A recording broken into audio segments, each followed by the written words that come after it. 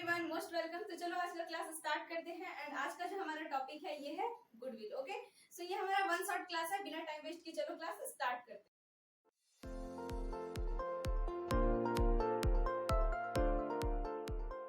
Alright, सो मैंने पहले से गुडविल का कुछ डिफिनेशंस एंड कुछ इंपॉर्टेंट बातों को नोट कर रखा है, तो अभी हम इन सभी बातों को समझेंगे एंड फिर हम इसका प्रैक्टिकल क्वेश्चन भी सॉल्व करेंगे। ओके, सो सबसे पहले जो मैंने बात को लिखा है ये है हमारा मीनिंग ऑफ गुडविल की गुडविल का मतलब क्या होता है। तो सीधा और आसान शब्दों में इसे समझने से पहले मैं आपको बताना चाहती हूँ कि गुडविल का सीधा और साफ मतलब है किसी भी कंपनी, फर्म, व्यक्ति, किसी भी संस्था का reputation. Okay, so here goodwill means reputation. Goodwill का मतलब यहाँ पे रेपुटेशन से है। तो क्या एक्चुअल में रेपुटेशन आपके मार्केट में आपकी कितनी रेपुटेशन है, क्या यही गुडविल है? तो नहीं। आपके मार्केट में कितनी रेपुटेशन है, कितनी वैल्यू है, कितना आप वैल्यू एडिशन अभी तक कर पाए हैं जिनसे कि आपका गुडविल तैयार हुआ है, इसका मॉनेटरी वैल्यू को ही हम गुडविल बोलते हैं। ओके, सो ये तो हो गई हमारे समझने के लिए, मैंने बता दिया। अब आपका बुक क्या कहता है कि गुडविल क्या है, तो चलो उसे समझते हैं। ठीक है, सो मैंने लिख रखा है, ये जो मैंने नोट किया है ये सभी हमारा एनसीईआरटी बुक से ही है। ठीक है, मैंने कुछ भी बाहर से अपने मन से नोट नहीं किया। So here is over a period of time, कुछ समय पीरियड के बाद। ठीक है, एक निश्चित समय पीरियड के बाद। अब ऐसा तो नहीं है कि कोई भी बिजनेस अगर अभी स्टार्ट हुआ है तो अभी ही उसका जो है न्यूली स्टार्टेड बिजनेस का भी गुडविल नहीं बना होता है, लेकिन जो बिजनेस पहले स्टार्ट हुआ है एक फिक्स टाइम पीरियड से चलता आ रहा है, इसका गुडविल जो है वो बना होता है। ठीक है, so over a period of time मतलब एक पीरियड के बाद a well established business develops an advantage of good name, मतलब एक अच्छा स्थापित बिजनेस जो है, यानी एक अच्छा established बिजनेस जो बहुत पहले कुछ समय पहले established हुआ था, वो अपना एक अच्छा नेम बना लेता है। ठीक है, एक अच्छा नेम बना लेता है। अच्छा नेम बनाना एक एडवांटेज है। ठीक है, a well established business develops its name. Okay, so next thing is name, reputation and wide business connection. Name, reputation, good name, reputation. देखो यहाँ पे लिखा है ना good name and reputation. So here good name reputation का मतलब क्या है, तो ये वही रेपुटेशन है जिसके बारे में हम सोच रहे हैं। यस, मान सम्मान, रेपुटेशन, वैल्यू की कितने लोग जानते हैं, उस बिजनेस का कितना वैल्यू मतलब बन चुका है मार्केट में, that is reputation. Okay, and wide business connection. And wide business connection means कि देखो कोई अगर बिजनेस है जो कि बहुत पहले स्टैब्लिश हुआ है एंड एक समय पीरियड के बाद से चलता आ रहा है, तो उनका कनेक्शन भी तो बढ़ा होगा। ऐसा नहीं है ना कि जब वो बिजनेस स्टार्ट किए थे तो उनके पास 5 कस्टमर थे तो अभी भी 5 ही कस्टमर होंगे, ऐसा तो बिल्कुल भी नहीं है। उनका कस्टमर अभी बढ़ा होगा, उनका जो कनेक्शन है वो वाइड हुआ होगा, उन्हें और भी लोग जानने लगे होंगे, है ना। So that is wide business connection and this helps the business to earn more profit. और इससे जो है वो बिजनेस को ज्यादा प्रॉफिट होता है as compare to newly setup business. As compare to newly setup business means for example कि 2 शॉप है। ठीक है, एक शॉप जो है वो बहुत पहले 5 साल पहले स्टैब्लिश हुआ था एंड एक आपने अभी अभी न्यूली स्टार्ट किया है, सेटअप किया है। तो आपको क्या लगता है कि आपने जिस दिन अपना बिजनेस को सेटअप किया, स्टार्ट किया, उसी दिन से आपको प्रॉफिट होने लगेंगे, उसी दिन से आप प्रॉफिट अर्न करने लगोगे, ऐसा है क्या? तो नहीं, ऐसा बिल्कुल भी नहीं है। आपके कंपैरिजन में जिन बिजनेस ने पहले स्टैब्लिश किया था, ठीक है, जो कि पहले से चलता आ रहा है, काफी समय पीरियड से पहले से चलता आ रहा है, उनका जो कनेक्शन है वो अभी वाइड हो गया है, वो एक अच्छा नेम बना लिए हैं, उनका एक रेपुटेशन मार्केट में बन गया है, इसलिए वो अधिक प्रॉफिट अर्न करेंगे क्योंकि लोग उन्हें पहले से जान रहे हैं और अच्छे से जान रहे हैं, तो लोग उन पे ज्यादा आसानी से ट्रस्ट करेंगे। Okay, so that help them to earn more profit and as compared to newly set up business. Okay, एक न्यूली सेटअप बिजनेस के कंपैरिजन में जो पुराना बिजनेस है वो ज्यादा प्रॉफिट अर्न करेगा। Next thing is this monetary value of such advantage is known as goodwill. It means कि यही जो मॉनेटरी वैल्यू, यही जो मौद्रिक मूल्य है इस एडवांटेज का, this is called goodwill. It means कि आपने भी बिजनेस स्टार्ट किया 5 लाख रुपीज लगा के। ठीक है, उस टाइम पे मान लो कुछ समय पहले आपने बिजनेस स्टार्ट किया था 5 लाख रुपीज लगा के एंड आपको प्रॉफिट जो है वो 1 लाख रुपीज का हो रहा है। ठीक है, तो जितना आपने मतलब कि ऐसा हो रहा है ना कि आप 5 लाख कैपिटल तो लगाए हो, लेकिन 5 लाख कैपिटल से आप 80,000 तक प्रॉफिट अर्न कर सकते हो, लेकिन आप अर्न कर रहे हो 1 लाख रुपीज। सो हियर आपने 20,000 रुपए जो है वो अधिक अर्न किए हैं प्रॉफिट से। तो क्या है ऐसा जिस जो आपको 20,000 एक्स्ट्रा अर्न करने में हेल्प कर रहा है? तो दैट इज गुडविल। गुडविल वहीं पे काम आता है, यानी आप कम कैपिटल में भी अधिक प्रॉफिट अर्न करने लग जाते हो जब आपके बिजनेस का एक वाइड कनेक्शन बन जाता है, एक अच्छा गुड नेम कनेक्शन रेपुटेशन बन जाता है, तब आपका बिजनेस जो है वो ज्यादा प्रॉफिट अर्न करने लगता है।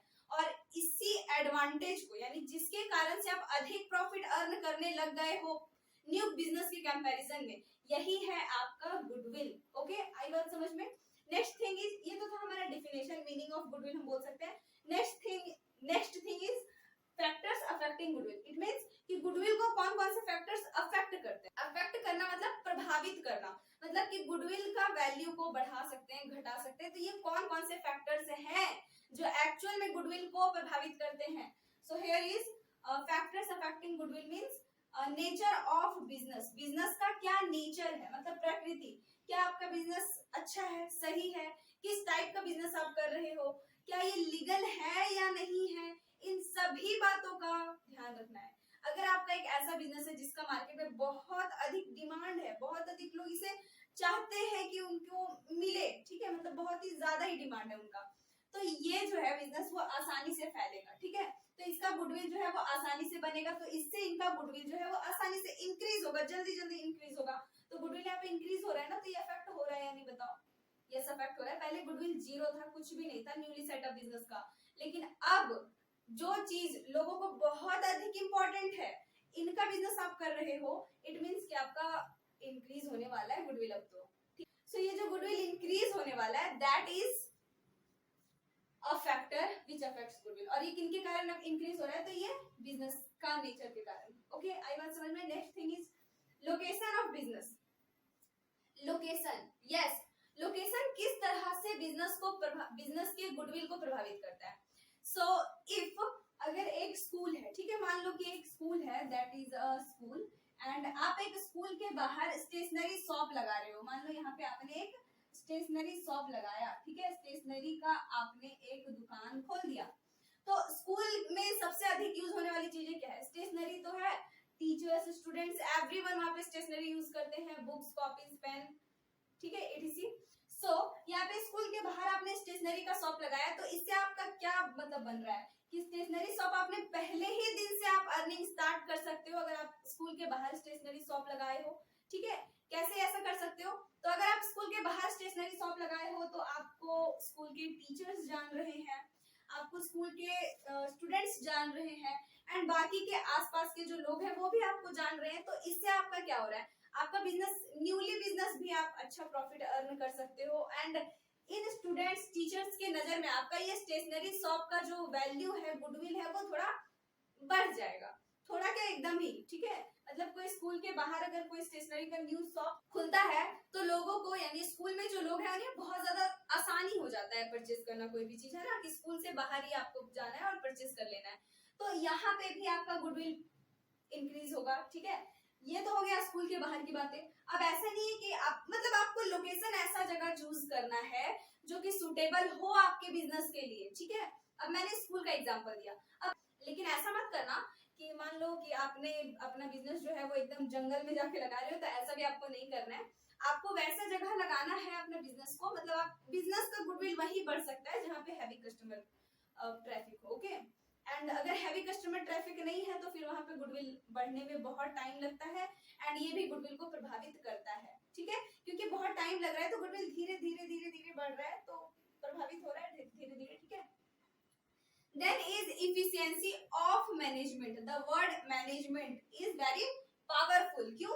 क्योंकि ये मैनेजमेंट वर्ड तो सब जगह यूज होता है, चाहे वो बिजनेस हो या फिर आपका हमारा पर्सनल लाइफ ही क्यों ना हो, मैनेजमेंट तो बहुत अधिक इंपॉर्टेंट है। सो मैनेजमेंट के कारण भी आपका गुडविल इंक्रीज हो सकता है, डिक्रीज हो सकता है। इट मीन्स दैट कि इफ अगर आपके बिजनेस का मैनेजमेंट अच्छा नहीं है, बिजनेस का मैनेजमेंट अच्छा नहीं है, तो फिर आपको ये गुडविल नहीं मिल सकता। एंड इफ अगर मैनेजमेंट बहुत अच्छा है देन आपका गुडविल बनेगा। फॉर एग्जांपल, ये स्कूल वाला एग्जांपल ही हम लेते हैं। फॉर एग्जांपल कि आपने स्कूल के बाहर जो स्टेशनरी शॉप लगाया है, इसी का हम मैनेजमेंट का बात करते हैं कि यहाँ पे ऐसा हो रहा है ना कि स्कूल जो है वो 6 AM में स्टार्ट हो रहा है, मतलब 6 बजे जो है वो आपका स्कूल स्टार्ट हो रहा है, बट आप दुकान अपना खोल रहे हो 9 बजे, मतलब आप अपने शॉप पे जाते हो 9 बजे। सो यहाँ 6 बजे बच्चे आ रहे हैं, 6 बजे टीचर्स आ रहे हैं, 6 बजे सारे स्टाफ आ रहे हैं और आप खोल रहे हो 9 बजे। तो आपको तो ये जान नहीं रहे ना 6 बजे कि हाँ ठीक है ये दुकान खुला है। तो ये जो स्टेशनरी शॉप यहाँ पे खुला हुआ नहीं है, तो यहाँ पे 6 से 9 के बीच में जितने भी कस्टमर आएंगे वो तो वापस लौट के चले जाएंगे ना, वो तो आपकी दुकान से कुछ परचेस करेंगे ही नहीं, और वो अगर परचेस करेंगे ही नहीं तो आपको जानेंगे कैसे, और जानेंगे नहीं तो इस तरह से आपका गुडविल भी नहीं बनने वाला। आई बात समझ में? So management is very important. I am not asking about only time management, everything, management of everything.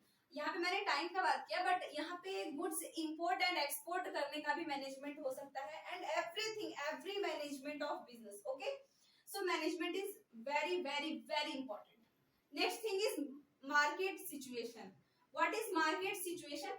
So here market situation means monopoly market, और मार्केट की स्थिति क्या है, मतलब जो भी बिजनेस आप स्टार्ट करने वाले हो इसकी मार्केट सिचुएशन क्या है। क्या आप जो बिजनेस स्टार्ट करना चाहते हो, क्या मार्केट में उसका डिमांड है, क्या मार्केट में आप उतना सप्लाई कर सकते हो जितना डिमांड है, ठीक है। तो ये होती है मार्केट सिचुएशन। और मार्केट में और तो और कोई भी मोनोपोली भी नहीं होना चाहिए। मोनोपोली मतलब एकाधिकार भी नहीं होना चाहिए। अब ऐसा नहीं है कि आप स्टेशनरी शॉप यहाँ पे लगा रहे हो तो कोई दूसरा स्टेशनरी शॉप वाला आदमी आपको यहाँ पे लगाने ना दे, ठीक है, तो ऐसा ना हो।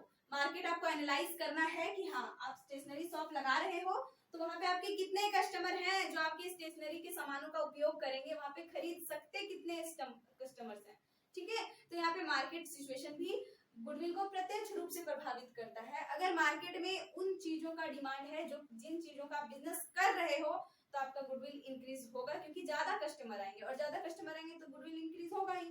एंड अगर वैसी चीजों का आप बिजनेस कर रहे हो जिनका ज्यादा डिमांड नहीं है तो आपके पास ज्यादा कस्टमर नहीं आएंगे, एंड ज्यादा कस्टमर नहीं आएंगे तो गुडविल भी नहीं बढ़ने वाला।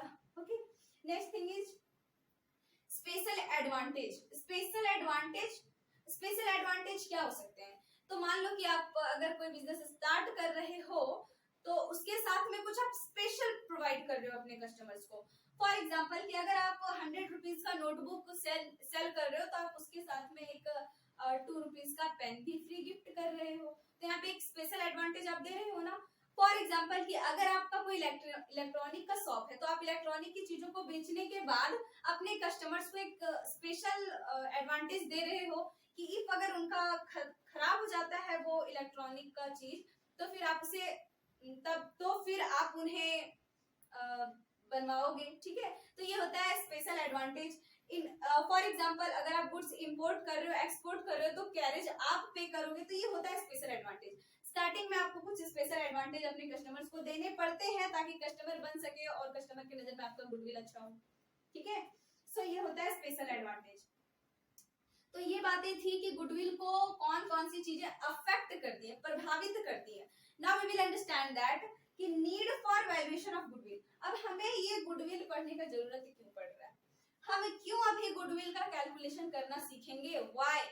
तो देखो गुडविल का कैलकुलेशन हमें ज्यादातर जो है मतलब बिजनेस जब बंद होता है, सेल होता है ना, उस टाइम पे किया जाता है, ठीक है, जब बिजनेस बिकता है, ताकि जो खरीदने वाली कंपनी है, जो खरीदने वाले लोग हैं वो जान सके कि आपका कितना वैल्यू है मार्केट में, आपको मार्केट में कितने लोग जानते हैं। ओके, सो इसलिए हमें गुडविल का वैल्यूएशन करना पड़ता है। लेकिन यहाँ पे हमें गुडविल का वैल्यूएशन बेचने की स्थिति में तो करना है नहीं अभी, ठीक है, क्योंकि बिजनेस अभी बेचने उचने का हम समझ नहीं रहे। अभी हम जो समझ रहे हैं वो क्या है, at the time of reconstitution of the firm, ठीक है, यानी जब पार्टनरशिप फर्म का रिकंस्टिट्यूशन होता है, पुनर्गठन होता है, तो रिकंस्टिट्यूशन एडमिशन के टाइम पे भी होता है, रिटायरमेंट के टाइम पे, डेथ के टाइम पे भी होता है, change in profit sharing ratio among existing partners के टाइम पे भी होता है। At the time of reconstitution, तो रिकंस्टिट्यूशन में कंफ्यूज मत होना, चेंज इन पीएसआर में भी हमें बदलना पड़ेगा, ठीक है, क्योंकि जो पुराना गुडविल था अब न्यू प्रॉफिट शेयरिंग रेशियो आ गया है, तो वो जो पुराना गुडविल है वो सारे पार्टनर्स के बीच में जाना चाहिए, ठीक है, सारे पार्टनर्स का पुराना गुडविल है वो, तो ये डिस्ट्रीब्यूट करना होगा। सेकंड थिंग इज कि एडमिशन के टाइम पे भी हमें गुडविल का वैल्यूएशन करना पड़ता है, क्यों? क्योंकि मान लो पहले से एक पार्टनर है ए एंड उसके बाद है बी, ठीक है, पहले से एक पार्टनर ए है एंड दूसरा बी है। देन यहाँ पे ए का मान लो कि ए को जो है वो 5 लोग जान रहे थे पहले से, ठीक है, 5 लोग जान रहे थे, तो ये जो लोग इसे जान रहे थे ए को, यही तो इसका गुडविल है, लोग इसे जान रहे हैं, आ रहे हैं इसके पास खरीदने के लिए, ठीक है। सो मान लो कि इसका गुडविल जो है वो 10,000 का था एंड बी का जो है वो 20,000 का गुडविल था, ठीक है, मान लेते हैं कि बी का 20,000 का गुडविल था। ओके, अब ये 10 और 20 मिला के 30,000 का गुडविल जो है वो फर्म में था, लेकिन एक और पार्टनर आ गया सी। तो जो पार्टनर सी न्यू आया है, क्या सी का कोई अपना गुडविल नहीं होगा? सी को कोई भी नहीं जानता होगा, ऐसा है क्या? ऐसा तो बिल्कुल भी नहीं है। सी को भी 2-4 लोग तो जरूर ही जानते होंगे, तो सी का भी अपना कुछ ना कुछ गुडविल तो होगा। तो ये न्यू गुडविल भी तो आ रहा है फर्म में, तो इसलिए हमें गुडविल का फिर से वैल्यूएशन करना पड़ता है, ओल्ड पार्टनर्स का गुडविल, न्यू पार्टनर्स का गुडविल। ओके, आई बात समझ में? न्यू पार्टनर कोई भी आएगा तो अपने साथ तो गुडविल लाएगा, ठीक है, आई बात समझ में? Now we will understand that methods of calculation of goodwill. So देखो, हम सभी जानते हैं कि गुडविल का मेथड को कैलकुलेट करना, मतलब गुडविल को कैलकुलेट करने का हमारे पास 3 मेथड है, ठीक है, और ये 3 मेथड क्या है? तो जो सबसे पहला मेथड है वो है एवरेज प्रॉफिट मेथड। क्या है? Average profit method. Average profit method में हमें एवरेज प्रॉफिट के हेल्प से गुडविल को कैलकुलेट करना पड़ता है, और ये एवरेज प्रॉफिट मेथड भी जो है वो 2 तरह का होता है। सबसे पहला ए नंबर में दे रही हूँ, ये होता है simple average profit method, and ये सिंपल एवरेज प्रॉफिट मेथड बहुत ही आसान है। जैसे हम एवरेज प्रॉफिट कैलकुलेट करते हैं, बस वैसे ही आपको एवरेज प्रॉफिट कैलकुलेट करके गुडविल कैलकुलेट कर देना है। ओके, एंड जो सेकंड थिंग है वो है weighted average profit method. Okay, weighted average profit method. Okay, so दोनों में कैलकुलेशन करने का तरीका थोड़ा थोड़ा चेंज है। अब देखो, एवरेज प्रॉफिट मेथड भी हम समझेंगे, सुपर प्रॉफिट मेथड भी हम समझेंगे एंड कैपिटलाइजेशन मेथड भी समझेंगे, लेकिन आज की क्लास में हम कुछ फालतू बातें नहीं करेंगे। अगर आपको थ्योरिकल समझना है तो अभी जो मैं आई बटन पे जो वीडियो दे रही हूँ आप इसे जाके देख सकते हैं।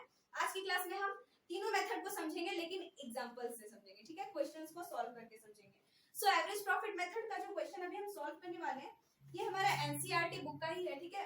सो ये हमारा question number 13 admission of partnership chapter का ही है, क्योंकि हमारा जो एनसीईआरटी बुक है इसमें गुडविल का अलग से कोई चैप्टर तो है नहीं, तो ये हमारा एडमिशन ऑफ पार्टनर्स के ही चैप्टर में दिया हुआ है, ठीक है। सो यहाँ पे क्वेश्चन नंबर 13 है, जो कि आपको बोर्ड पे दिख रहा होगा, लिखा है compute the value of goodwill on the basis of 4 years purchase of average profit. देखो, जब भी आपको एवरेज प्रॉफिट या सुपर प्रॉफिट मेथड से गुडविल कैलकुलेट करने को बोला जाए तो आपको क्वेश्चन में ईयर्स परचेज तो जरूर गिवन होंगे, ठीक है, ईयर्स परचेज। ओके, सो यहाँ पे 4 years परचेज गिवन है and the profit of last 5 years वर 2013 का 40,000 रुपीज है, देन 50, 60, 50 एंड अगेन 60। तो देखो, यहाँ पे आपको एवरेज प्रॉफिट मेथड से कैलकुलेट करना है, तो बताओ ये सिंपल एवरेज प्रॉफिट मेथड इसमें लगेगा या वेटेज एवरेज प्रॉफिट मेथड लगेगा?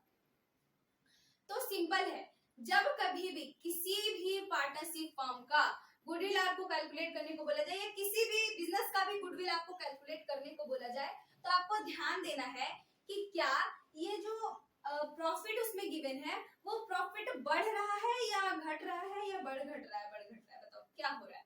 तो यहाँ पे पहले प्रॉफिट जो है वो 40,000 है, देन 50,000, देन 60,000, देन अगेन 50,000, मतलब पहले तो बढ़ा उसके बाद फिर घटने लगा। तो यहाँ पे प्रॉफिट बढ़ने के बाद फिर घट रहा है, फिर बढ़ रहा है, फिर घट रहा है, बढ़ रहा है, ऐसा हो रहा है। तो इस तरह का जब भी क्वेश्चन रहे तो उसमें हम सिंपल एवरेज प्रॉफिट मेथड लगाएंगे। सिंपल आपको एवरेज प्रॉफिट कैलकुलेट करना है and number of years purchase से मल्टीप्लाई कर देना, देन आपका गुडविल फाइंड आउट हो जाएगा। लेकिन जब कभी भी आपको क्वेश्चन में weighted average profit method given हो, मतलब जब कभी भी आपको क्वेश्चन में जो है वो प्रॉफिट एक सीक्वेंस में नजर आएगा, ठीक है, एक सीक्वेंस में कि हाँ प्रॉफिट जो है वो बढ़ रहा है तो बढ़ ही रहा है, इसमें साथ साथ आपको क्वेश्चन में वेट भी प्रोवाइड किया जाएगा, तब आपको वेटेड एवरेज प्रॉफिट मेथड का यूज करना है, ठीक है। तो फिलहाल तो क्वेश्चन नंबर 13 को हम समझने वाले हैं, तो सॉल्व करो जल्दी से हमारे साथ साथ। तो यहाँ पे सॉल्यूशन होगा कि आपको सबसे पहले एवरेज प्रॉफिट कैलकुलेट करना है। एवरेज प्रॉफिट मैं शॉर्ट में एपी लिख रही हूँ, okay. So average profit calculate हम कैसे करेंगे? सो जल्दी से हमें एवरेज प्रॉफिट कैसे कैलकुलेट करते हैं? तो टोटल प्रॉफिट, जितना भी ईयर का प्रॉफिट होगा आपको गिवन, उन सभी प्रॉफिट का आपको सम करना है, ठीक है, total profit divided by number of years, ठीक है, जितने भी साल होंगे, ठीक है, जैसे एवरेज आप कैलकुलेट करते थे क्लास 4-5 में, इन द सेम वे। सो यहाँ पे आपको कैलकुलेट करना है 40,000 रुपीज प्लस 50,000 रुपीज, मैं क्या लिख रही हूँ 1000 को, ओके, समझ जाना, then 60,000 rupees, then again 50,000 rupees and again 60,000 rupees, okay। So यहाँ पे कितने साल के प्रॉफिट गिवन है, 1 2 3 4 5, 5 इयर्स के, तो हम यहाँ पे 5 लिखेंगे।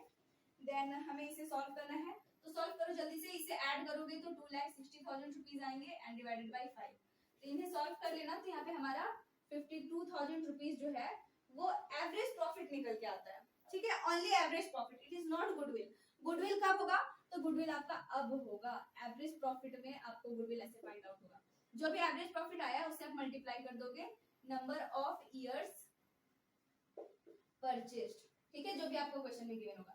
सो आप क्वेश्चन में देख सकते हो कि यहाँ पे नंबर ऑफ ईयर परचेज्ड जो है वो 4 इयर्स है, ठीक है, देखो लिखा हुआ है फर्स्ट लाइन में, compute the value of goodwill on the basis of 4 years purchased of average profit, okay. So here goodwill आप कितना, आपका एवरेज प्रॉफिट कितना आया 50,000 रुपीज, तो आप यहाँ पे 50,000 रुपीज लिखोगे एंड इनटू 4 एंड मल्टीप्लाई करने के बाद आपका आता है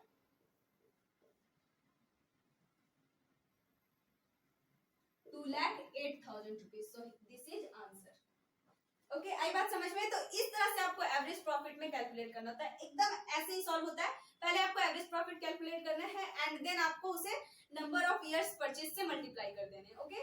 और जब ये वेटेज एवरेज प्रॉफिट गिवन हो तो देखिए मुझे बुक में वेटेड एवरेज प्रॉफिट का क्वेश्चन नहीं मिला, हो सकता है कि आपको मिले, आगे सॉल्व करोगे तो, मैंने अच्छा से ध्यान से देखा नहीं, तो आपको क्वेश्चन में हमेशा वेट गिवन होगा, मतलब आपको इस तरीके से क्वेश्चन गिवन होगा, पहले तो आपको वेट गिवन होगा, देन आपको प्रॉफिट गिवन होंगे अलग अलग ईयर्स के, ठीक है। फॉर एग्जांपल कि आपका प्रॉफिट जो है वो पहला साल में 100 रुपया हुआ है, दूसरा साल में 200 एंड तीसरा साल में 300, ठीक है। तो यहाँ पे आपको वेट गिवन होगा 1 2 3 करके, इस तरीके से नंबर में वेट गिवन होंगे एंड देन इस तरीके से आपको प्रॉफिट गिवन होंगे, ठीक है। तो आपको सॉल्व कैसे करना है, तो इसे मैं अब नेक्स्ट दूसरे पेन से बताती हूँ ताकि आपको ज्यादा समझ में। यहाँ पे आपको कैसे कैलकुलेट करना है, तो आपको इन दोनों का जो है ना वो प्रोडक्ट पता करना है, ठीक है, प्रोडक्ट समझ में आता है ना, मल्टीप्लाई वेट एंड प्रॉफिट का, तो आप 1 मल्टीप्लाई 100 करोगे तो 100, देन अगेन 2 मल्टीप्लाई 200 करोगे तो 400 होंगे एंड 3 मल्टीप्लाई 300 करोगे तो 900 होंगे, ठीक है। इस तरीके से आपको कैलकुलेट करना है एंड देन जो आपको करना है वो है टोटल, आपको टोटल निकालना है, तो आपको टोटल जो है ना वो प्रोडक्ट का और वेट का निकालना है, तो वेट का टोटल करो 3 to 6 एंड 3 to 5 एंड 1 6, तो वेट का टोटल सम जो है वो आपका 6 आता है एंड प्रोडक्ट का सम अगर आप करोगे तो यहाँ पे आपका होता है 900 एंड 1000 मतलब 1004, तो यहाँ पे आपका 1400 होता है, क्या होता है 1400 एंड उसके बाद आप यहाँ पे क्या करोगे, तो उसके बाद आपको वेटेड एवरेज प्रॉफिट कैलकुलेट करनी होगी, ठीक है, यानी कि प्रोडक्ट मतलब total product and total weight calculate करने के बाद आपको वेटेड एवरेज प्रॉफिट कैलकुलेट करना होगा, वेटेड, ओके, इस तरीके से एपी में फिर लिख रही हूँ, एवरेज प्रॉफिट है ये। सो वेटेड एवरेज प्रॉफिट में आपको क्या करना है, total weight by total product, आपको टोटल प्रोडक्ट लिखना है, ओके। सो यहाँ पे टोटल वेट कितना है 1400, तो 1400 लिखेंगे एंड प्रोडक्ट 6, तो 6 लिखेंगे एंड आप इसे सॉल्व कर दोगे तो आपका जो है वो वेटेड एवरेज प्रॉफिट आ जाएगा, ठीक है। देन आपको गुडविल कैलकुलेट करना है, तो यहाँ पे उसके बाद आप गुडविल कैसे कैलकुलेट करोगे, तो जो भी आपका वेटेड एवरेज प्रॉफिट आएगा, यहाँ पे मैं लिखती हूँ weighted average profit into number of years purchased, okay, आई बात समझ में आई, होप कि आपको समझ में आ गया, मतलब कि जैसे यहाँ पे हमने average profit into number of years purchase किया था ना, सेम थिंग यहाँ पे भी हमें करना है, लेकिन यहाँ पे weighted average profit into number of years purchase, okay, आई बात समझ में। तो इस तरीके से सॉल्व होता है एवरेज प्रॉफिट मेथड से, ठीक है, ये हमारा पहला है simple average profit method and दूसरा जो है वो है हमारा weighted average profit method. Next thing जो है वो है हमारा super profit method. So I hope कि आपको ये सिंपल मतलब एवरेज प्रॉफिट मेथड समझ में आ गया, जल्दी से स्क्रीनशॉट ले लो इस क्वेश्चन का ताकि आपको बहुत अच्छे से समझ में आ जाए। ले लिया, तो चलो अब हम समझते हैं सुपर प्रॉफिट मेथड, ओके। सो मैं इसे क्लीन करती हूँ, समझ में आई ना आप सभी को, अगर कहीं कंफ्यूजन हो तो प्लीज कमेंट सेक्शन में बताना, ओके। सो अब मैं इसे क्लीन करती हूँ। सो पहला मेथड हम समझ चुके हैं एवरेज प्रॉफिट मेथड एंड जो सेकंड मेथड है हमारा ये है सुपर प्रॉफिट मेथड, ओके। इसमें हम सुपर प्रॉफिट का यूज करते हैं गुडविल का कैलकुलेशन करने के लिए एंड सुपर प्रॉफिट मेथड में जो है वो इसका अपना मतलब सुपर प्रॉफिट मेथड से एक ही जैसा सॉल्व होता है, ठीक है। इसमें आपको कोई प्रॉब्लम नहीं होगा। बस आपको ये प्रॉब्लम है इसमें कि सुपर प्रॉफिट कैलकुलेट करने के लिए आपको एवरेज प्रॉफिट भी चाहिए एंड नॉर्मल प्रॉफिट भी चाहिए। अगर क्वेश्चन में average profit and normal profit given है then very good, and if अगर क्वेश्चन में average profit and normal profit नहीं गिवन है तो फिर तो आपको कैलकुलेट करना होगा। एंड कैसे कैलकुलेट करना होगा अभी हम एक क्वेश्चन के हिसाब से समझ लेंगे। ओके, सो हियर जो दूसरा क्वेश्चन है सुपर प्रॉफिट मेथड का वो है क्वेश्चन नंबर 15, ठीक है। सो लिखा है यहाँ पे कि the books of the Ram and Bharat showed that the capital employed on 31st December 2016 was 5000 rupees. यहाँ पे कैपिटल एम्प्लॉयड क्यों दिया है? ताकि आप नॉर्मल प्रॉफिट कैलकुलेट कर सको। ओके, सो नॉर्मल प्रॉफिट कैलकुलेट करने के लिए कैपिटल एम्प्लॉयड का जरूरत पड़ता है, इसलिए यहाँ पे कैपिटल एम्प्लॉयड गिवन है। देन यहाँ पे प्रॉफिट दिया है पिछले 5 सालों का, ताकि आप एवरेज प्रॉफिट कैलकुलेट कर सको। And calculate the value of goodwill on the basis of 3 years purchased of super profit of last 5 years, assuming that normal rate of return is 10%. So normal rate of return is 10%. तो सबसे पहले आपको average profit calculate करना होगा। तो and average profit calculate करो। Average profit पता है ना कैसे करना है?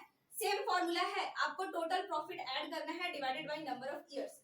सो यहाँ पे टोटल प्रॉफिट जो है वो आपका गिवन है, देखो 2015 का 40,000 रुपीज है तो 40,000 लिखेंगे, प्लस 2014 का यहाँ पे 50,000 रुपीज है तो 50,000 रुपीज लिखेंगे, and profit of 2013 is 55,000 rupees, so we will write 55,000 rupees. Then profit of 2012 is 70,000 rupees, so we will write 70,000 rupees, and profit of 2011 is 85,000 rupees, so we will write 85,000 rupees. So divide this from 1 2 3 4 5 number of years. Now add these all, ठीक है। तो सबको add करोगे तो आपका 3 lakh rupees आएंगे, तो 3 लाख लिखेंगे एंड बाई 5 सॉल्व कर लेना, तो यहाँ पे हमारा 60,000 रुपीज आता है। ओके, आई बात समझ में? तो हमारा एवरेज प्रॉफिट कितना आया है? 60,000 rupees. Okay, average profit is 60,000 rupees. Now we will calculate normal profit. Normal profit, average profit and normal profit क्यों कैलकुलेट करना पड़ रहा है? ताकि हम सुपर प्रॉफिट पता कर सके। सुपर प्रॉफिट में ही हम number of years purchase multiply करेंगे तब हमें गुडविल मिलेगा, ठीक है। सो हियर सुपर प्रॉफिट क्या होता है? तो average profit and normal profit के बीच के डिफरेंस को सुपर प्रॉफिट बोलते हैं। तो average profit and normal profit के बीच के डिफरेंस को बोलते हैं। तो average profit and normal profit तो पता करना पड़ेगा ना डिफरेंस पता करने के लिए।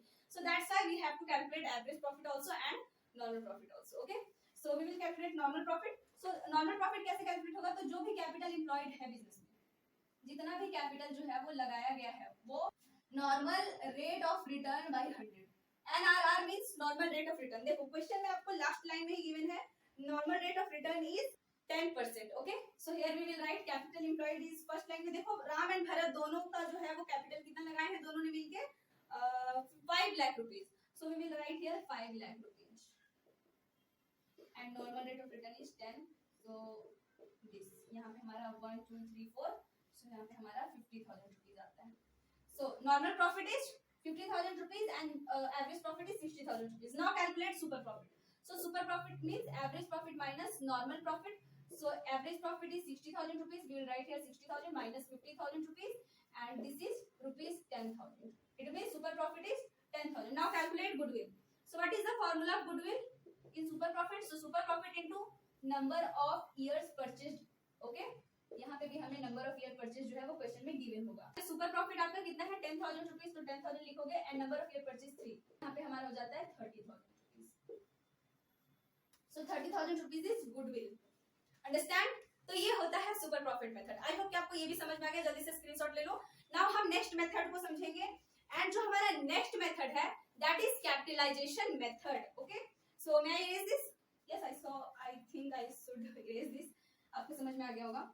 सो जो हमारा थर्ड मेथड है ये है हमारा capitalization method. Okay, is capitalization method. अब देखो ये कैपिटलाइजेशन मेथड क्या होता है? तो कैपिटलाइजेशन मेथड से पता चलता है कि आपने कितना कैपिटल लगाया था और आपको कितना प्रॉफिट हो रहा है, ठीक है। मतलब कि मान लो कि आपने कैपिटल 1 लाख रुपीस लगाया था और आपको प्रॉफिट 20,000 रुपीज हो रहा है, जबकि होना बस 10,000 होना चाहिए था। मतलब आपको 1 लाख रुपया अगर आप कैपिटल लगा रहे हो तो आपको प्रॉफिट 10,000 होना चाहिए था, लेकिन हो गया प्रॉफिट 20,000। तो ये इतना होना था और ये इतना हुआ प्रॉफिट, ठीक है, इतना हुआ। तो ये जो 10,000 यहाँ पे एक्स्ट्रा प्रॉफिट अर्न हो रहा है इसी 1 लाख में, ये कहाँ से हो रहा है?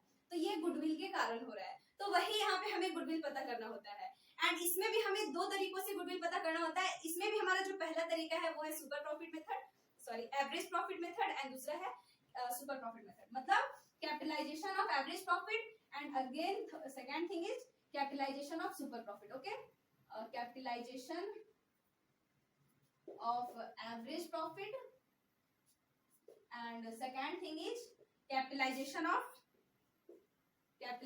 of super profit।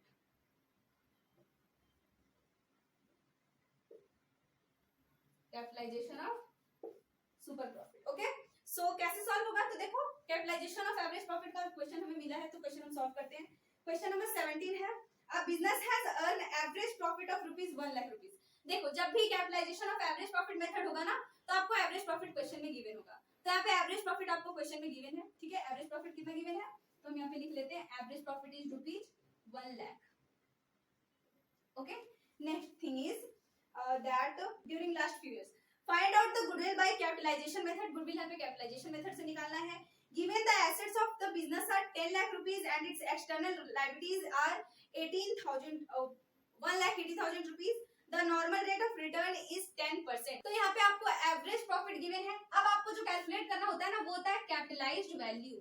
Capitalised value मतलब इतना प्रॉफिट आपने अर्न किया है, आपको इतना प्रॉफिट हो रहा है 1 लाख रुपीज का, तो इसमें आपका कैपिटल कितना आपको लगाना चाहिए था, तब आपको इतना प्रॉफिट होता। तो कितना लगाना चाहिए था ये पता करने के लिए हमें क्या करना होता है, तो जो भी एवरेज प्रॉफिट गिवन है इसमें हमें करना होगा 100 divided by normal rate of return. तो एवरेज प्रॉफिट देखो क्वेश्चन में कितना गिवन है 1 लाख, तो 1 लाख लिखेंगे into 100 and normal rate of return is 10%, तो 10% से डिवाइड कर दो, ठीक है। तो यहाँ पे आपको कैपिटलाइज्ड वैल्यू सो यहाँ पे आपको कैपिटलाइज्ड वैल्यू जो है वो 10 लाख रुपीस का मिलेगा।